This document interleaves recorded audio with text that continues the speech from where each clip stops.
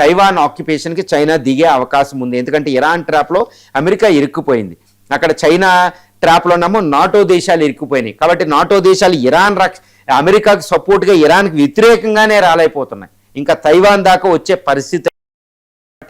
తైవాన్ని occupy చేసుకోవడానికి China వెళ్ళిపోతే America ఏంటంటే రెండు ఉంటాయి.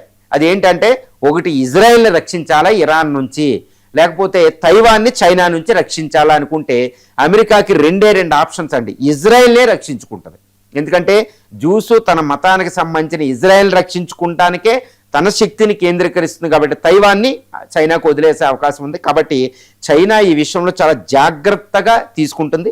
ఇంక్లూడ్ యుద్ధం మొదలైన తర్వాత కూడా ఇరాన్కి ఎక్కువ మిలిటరీ మిసైల్స్ డ్రోన్ సప్లై చేసి ఇరాన్ బలంగా ఉండేటట్టు పోరాడేటట్టు ఇది చేసింది అనమాట. చూడండి, ఇప్పుడు ఇరాన్ ప్రతిఘటన శక్తి చాలా ఎక్కువ ఉంది, అది చైనా రష్యాల సపోర్ట్ వల్ల.